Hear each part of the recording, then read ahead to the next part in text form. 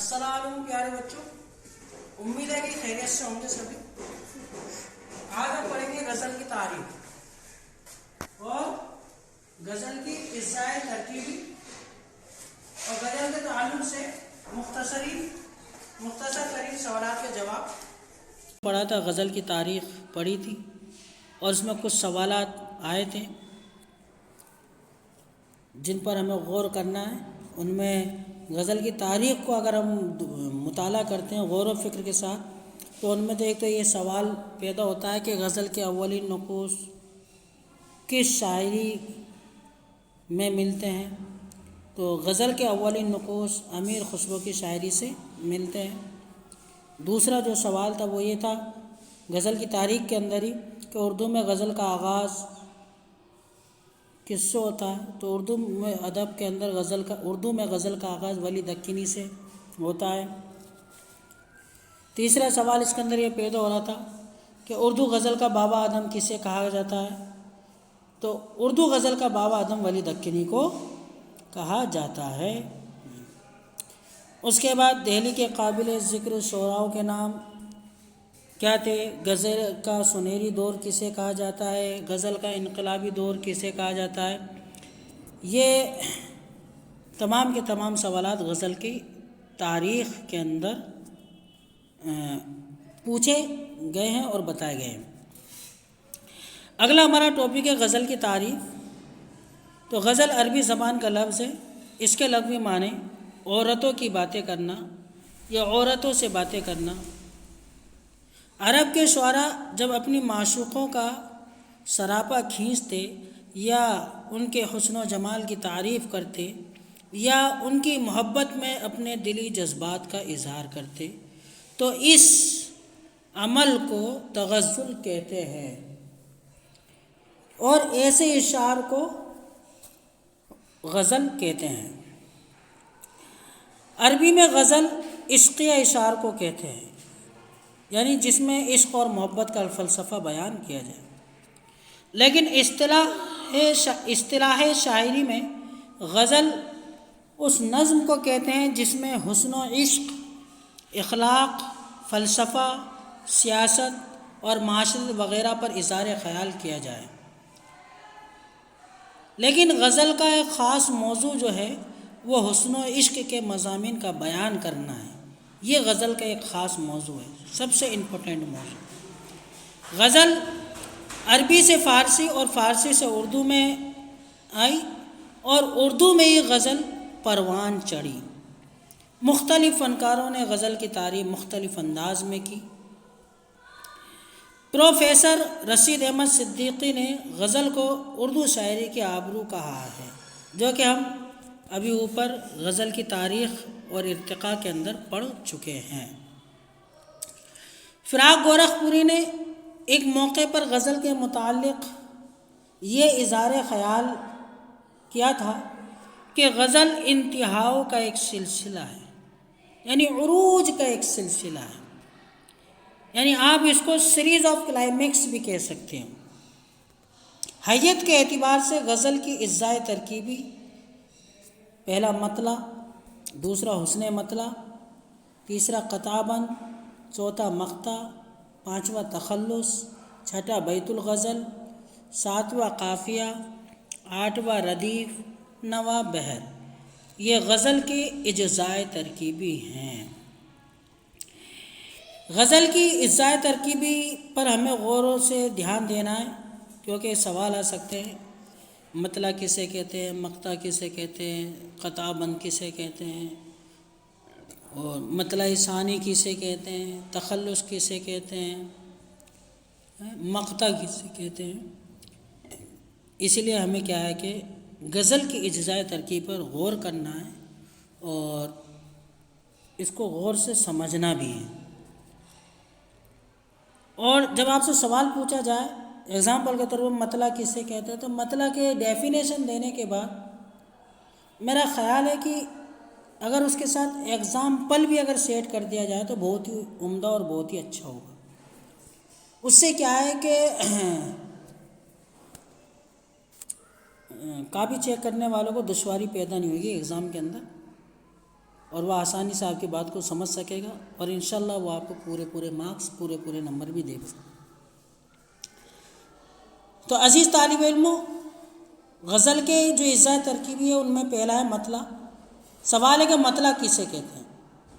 تو غزل کے پہلے شعر کو مطلع کہتے ہیں، لیکن مطلع کے دونوں مصرعے میں قافیہ اور ردیف کا پایا جانا لازم ہے، یہ غزل کے لیے ضروری ہے۔ ہاں کئی شعراء تھے جنہوں نے بغیر ردیف کے بھی غزل لکھی ہے، تو ایسی غزلوں کو ہم غیر مردف غزل کہتے ہیں۔ جیسے کہ مثال کے طور پر یہ غزل ہے، اور غزل کا یہ کیا ہے کہ پہلا مطلع ہے کہ یہ نہ تھی ہماری قسمت کے وصال یار ہوتا، اگر اور جیتے رہتے یہی انتظار ہوتا۔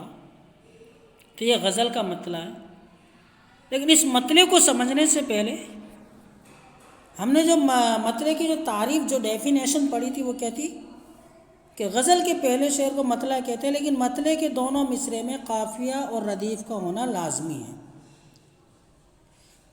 اگر غزل کے مطلع کے دونوں مصرعے میں ردیف نہ ہو تو چلے گا، لیکن قافیہ کا ہونا لازمی ہے۔ اور ایسے کئی شعراء تھے جنہوں نے بغیر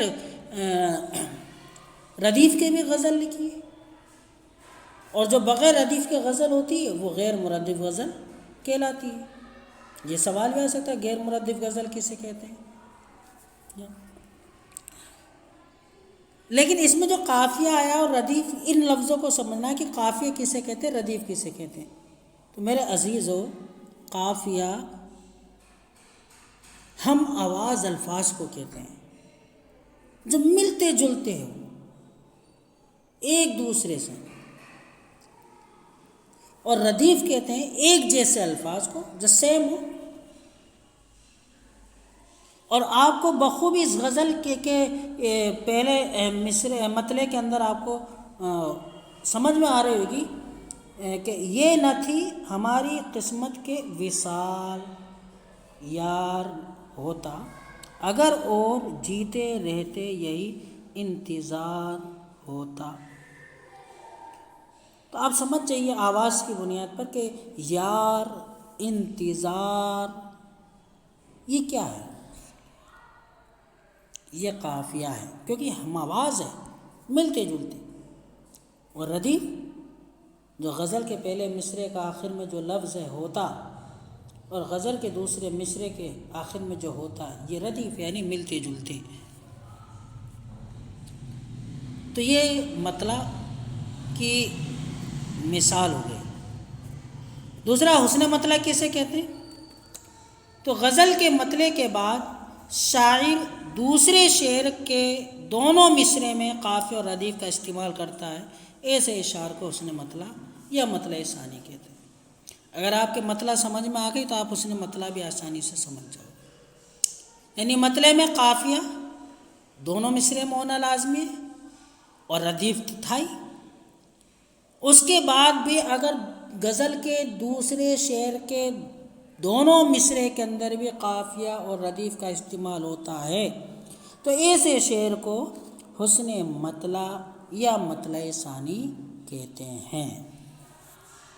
مثال کے طور پر یہاں پر دیکھیں ایک شعر ہے، دل کو سکون روح کو آرام آ گیا، موت آ گئی کہ دوست کا پیغام آ گیا، جب کوئی گردش ایام آ گیا، بے اختیار لب پہ تیرا نام آ گیا۔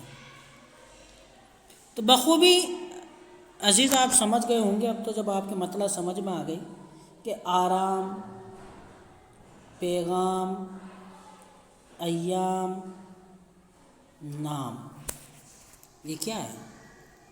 یہ ہم آواز ہیں۔ آرام، پیغام، ایام، نام۔ اور ہم آواز کسے کہتے ہیں؟ کسے کہتے ہیں؟ ہم آواز قافیہ کہلاتی ہے۔ اور ان لفظوں کے بعد، ان الفاظ کے بعد دیکھیں آ گیا پہلے مصرعے میں، غزل کے دوسرے مصرعے میں بھی آخر میں آ گیا، غزل کے تیسرے مصرعے کے آخر میں آ گیا، غزل کے چوتھے مصرعے کے آخر میں آ گیا۔ یہ ایک ہی غزل ہے جس کا میں یہاں پر حسن مطلع بیان کیا گیا۔ تو یہ کیا ہے؟ یہ ردیف ہے۔ اگلا ٹاپک ہے قطع بند۔ قطع بند کسے کہتے ہیں؟ غزل کا ہر شعر ایک مکمل اکائی کا ہوتا ہے، یعنی غزل کے ویسے تو جو شعر ہے بھئی دو مصرے بن کے غزل کا ایک شعر مکمل ہوتا ہے، تو غزل کا جو شعر ہے ہر شعر میں ایک مکمل بات ہوتی ہے، ایک مکمل خیال ہوتی ہے۔ غزل کا ہر شعر اپنے اعتبار سے مکمل ہوتا ہے، مکمل اکائی کا ہوتا ہے، اس کا کسی دوسرے شعر سے کوئی ریلیشن، کوئی تعلق نہیں ہوتا۔ لیکن کبھی کبھار ایسا بھی ہوتا ہے کہ شاعر ایک شعر میں اپنے بات، اپنے خیالات کو مکمل بیان نہیں کر سکتا، اور وہ اپنی بات، اپنے خیالات کو مکمل کرنے کے لیے دوسرے شعر کا سہارا لیتا ہے، لہٰذا ایسے شعر کو قطع بند شعر کہتے ہیں۔ مثال کے طور پر یہ دیکھیے، یہاں پر غزل کا پہلا شعر اور نیچے دوسرا شعر، کل پاؤں ایک کاسے سر پہ جو آپ گیا، یکسر وہ استخوان شکستوں سے چور تھا، کہنے لگا کہ دیکھ کے چل راہ بے خبر، میں بھی کبھو کسوں کا سر پر غرور تھا۔ یعنی شاعر پہلا مصرع ہے، کل پاؤں ایک کاسے سر پر جو آ گیا، یکسر وہ استخوان شکستوں سے چور تھا۔ یعنی شاعر اس مصرعے میں کہنا چاہتا ہے کہ کل میں راستے میں جا رہا تھا، تو راستے میں جب میں چل رہا تھا تو اپنی مستی میں چل رہا تھا، ایک کھوپڑی تھی جو میرے راستے میں پڑی ہوئی تھی، اور اچانک اس کھوپڑی پر کیا ہے کہ پیر آ گیا، اور جیسے ہی میرا پیر اس کھوپڑی پر، اس کنکال پر آیا تو وہ کیا ہو گئی؟ ٹوٹ گئی۔ ٹوٹ گئی تو ہم کیا کریں بھئی؟ وہ ٹوٹ گئی تو کیا کریں؟ اب بات پوری ہوئی نہیں، تو بات پوری کیسے ہوگی؟ تو دیکھیں، اس نے اپنی بات کو پوری کہنے کے لیے اس نے دوسرے مصرعے کا سہارا لیا، کہنے لگا کہ دیکھ کے چل رہا بے خبر، میں بھی کبو کشوں کا سر پر غرور تھا۔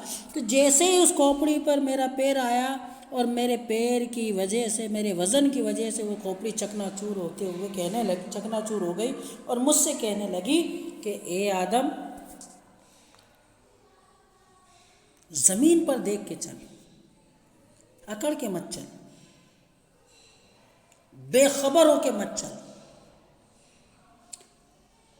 یاد رکھنا، کل بھی میں بھی کسی کے غرور سے بھرا ہوا سر تھا، لیکن میں بھی غرور سے بھرے ہونے کی وجہ سے زمین پر ایسے ہی اکڑ کر کے چلتا تھا، لیکن آج دیکھا تیرے پیروں کے نیچے پڑا۔ تو بات یہاں پر یہ سمجھ میں آ گئی کہ شاعر کیا کہنا چاہتا ہے۔ یعنی شاعر نے اپنی پوری بات کہنے کے لیے غزل کے دوسرے شعر کا سہارا لیا، ایسے شعر کو قطع بند کہتے ہیں۔ اگلا ہے مقطع اور تخلص۔ یہاں پر دونوں چیزیں ایک ساتھ بیان کر دی گئی، کیونکہ کہ غزل کے آخری شعر کو مقطع کہتے ہیں، یعنی جہاں پر غزل کا اختتام ہوتا ہے وہ غزل کا آخری شعر مقطع کہلاتا ہے۔ اور تخلص کسے کہتے ہیں؟ تخلص شاعر اپنے اصلی نام کے علاوہ غزل کے آخری شعر میں جو شاعرانہ نام استعمال کرتا ہے اسے تخلص کہتے ہیں۔ جیسے مثال کے طور پر یہاں پر کیا نام ہے کہ ایک شعر ہے، لے نام آرزو کا تو دل کو نکال لیں، مومن نہ ہو جو ربط رکھے بدعتی سے ہم۔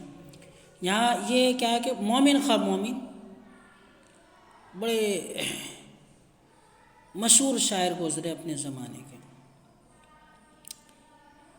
ان کا یہ شعر ہے، غزل کے آخری شعر ہے ان کا، جو یہاں پر انہیں کا نام استعمال کیا گیا، مومن۔ تو لے نام آرزو کا تو دل کو نکال لیں، مومن نہ ہو جو ربط رکھے بدعتی سے ہم۔ یعنی اس غزل کے آخری شعر میں مومن خواہ مومن نے اپنا نام استعمال، تخلص استعمال کیا، یعنی اپنا شاعرانہ نام جو ان کا تھا مومن وہ استعمال کیا۔ بیت الغزل، تو معنوی اعتبار سے غزل کے سب سے اچھے شعر کو بیت الغزل کہتے ہیں، لیکن اس بیت یا بیت الغزل کا انتخاب غزل کہنے یا سننے والے پر منحصر ہے۔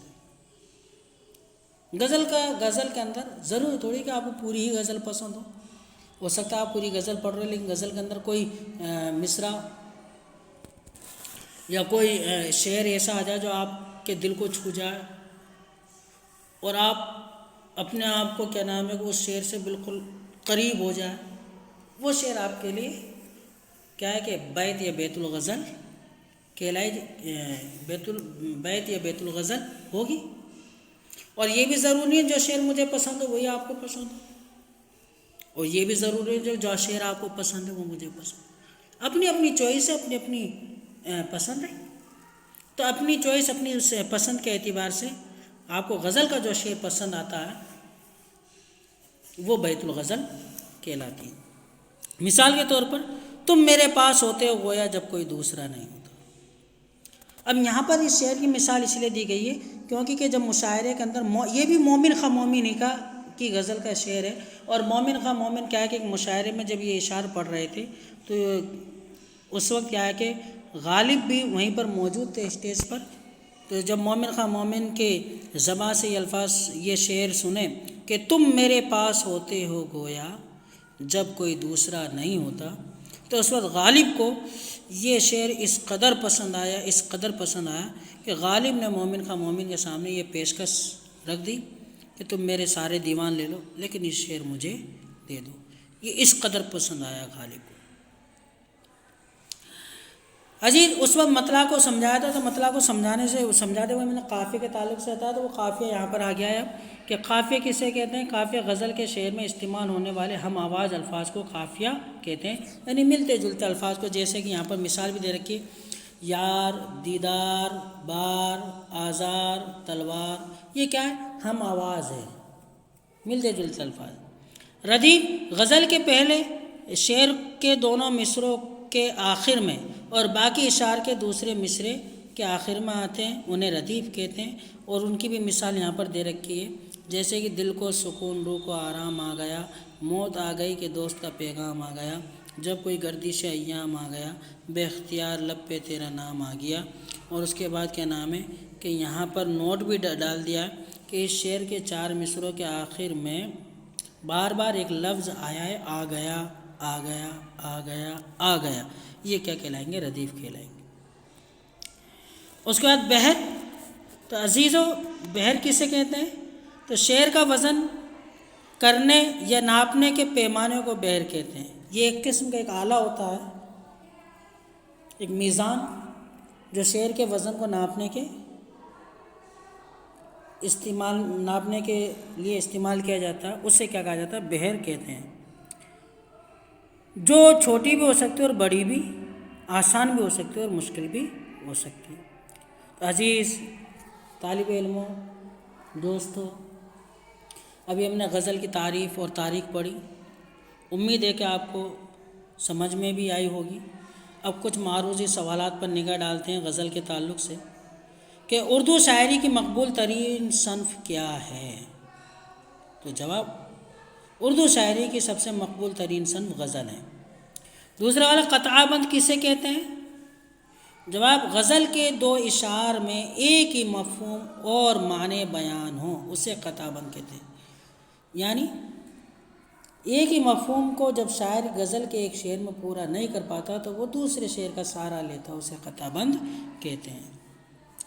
سوال نمبر 3، غزل کا سنہری دور کسے کہا؟ غزل کے سنہری دور کے شعراء کون کون ہیں؟ تو غزل کے سنہری دور کے شعراء جو ابھی ہم نے غزل کی تاریخ میں پڑھی تھی وہ محمد رفیع سودا، میر تقی میر، خواجہ میر درد ہیں۔ سوال نمبر 4، دہلی میں غزل کا انقلابی شعراء کون کون ہیں؟ یعنی غزل کے جو انقلابی شعراء تھے وہ کون کون تھے؟ تو دہلی کے اندر جو غزل کے انقلابی شعراء تھے وہ غالب، مومن اور ذوق ہیں۔ لکھنؤ میں غزل کے انقلابی شعراء کون کون ہیں؟ تو لکھنؤ میں غزل کے انقلابی شعراء آتش، ناسخ ہیں۔ سوال نمبر 6، 20ویں صدی کے مشہور شعراء کے نام تحریر کیجئے۔ تو 20ویں صدی کے، یہ ابھی 21ویں صدی چل رہی ہے، 21ویں صدی سے قبل جو 20ویں صدی ہے، اس دور کے جو شعراء تھے ڈاکٹر سر علامہ اقبال، جگر مراد آبادی، فراق گورکھپوری ہے۔ اردو شاعری کی آبرو کسے کہا جاتا ہے اور یہ قول کس نے کہا؟ تو غزل کو اردو شاعری کے آبرو کہا جاتا ہے، یہ قول رشید احمد صدیقی کا ہے۔ غزل اردو میں کس زبان کی شاعری سے آئی؟ تو غزل اردو ادب میں فارسی زبان کی شاعری سے آئی اور فارسی ادب میں عربی زبان کی شاعری سے آئی۔ غزل کے لغوی معنی کیا ہے؟ غزل کے لغوی معنی عورتوں سے باتیں کرنا یا عورتوں کی باتیں کرنا۔ سوال نمبر 10، تغزل کسے کہتے ہیں؟ جواب، معشوقہ کا سراپا کھینچنا، حسن و جمال کی تعریف کرنا، ان کی محبت میں اپنے دلی جذبات کا اظہار کرنا تغزل کہلاتا ہے۔ سوال نمبر 11، غزل کس لفظ سے بنا؟ جواب، غزل لفظ غزالہ سے بنا۔ سوال نمبر 12، غزل کے پہلے شعر کو کہتے ہیں؟ تو غزل کا پہلا شعر مطلع کہلاتا ہے۔ سوال نمبر 13، حسن مطلع یا مطلع ثانی کسے کہتے ہیں؟ غزل کے آخری شعر، غزل کے مطلع کے بعد دوسرے شعر کے دونوں مصرعے میں قافیہ ردیف ہو اسے حسن مطلع یا مطلع ثانی کہتے ہیں۔ مقطع کسے کہتے ہیں؟ مقطع کسے کہتے ہیں؟ غزل کے آخری شعر کو مقطع کہتے ہیں۔ تخلص کسے کہتے ہیں؟ غزل کے آخری شعر میں شاعر اپنا شاعرانہ نام رکھتا ہے، اسے تخلص کہتے ہیں۔ ردیف کسے کہتے ہیں؟ جو الفاظ مطلع کے دونوں مصرعے کے آخر میں اور ہر شعر کے دوسرے مصرعے کے آخر میں آئے اسے ردیف کہتے ہیں۔ سوال نمبر 17، کس صنف سخن میں ہر شعر کا مطلب الگ ہوتا ہے؟ غزل کے ہر شعر کا مطلب الگ الگ ہوتا ہے۔ ابتدا میں غزل کس شاعر کے یہاں ملتی تھی؟ جواب، حضرت امیر خسرو کے یہاں ملتی تھی۔ سوال نمبر 19، جنوبی ہند کے کس حکمراں نے غزلیں کہیں؟ تو جنوبی ہند کے قلی قطب شاہ نے کہیں۔ سوال نمبر 20، غزل کا امام کسے کہا جاتا ہے؟ غزل کا امام میر تقی میر کو کہا جاتا ہے۔ تحریر محمد طیب عزیز محمودی۔ والسلام عزیز طالب علموں،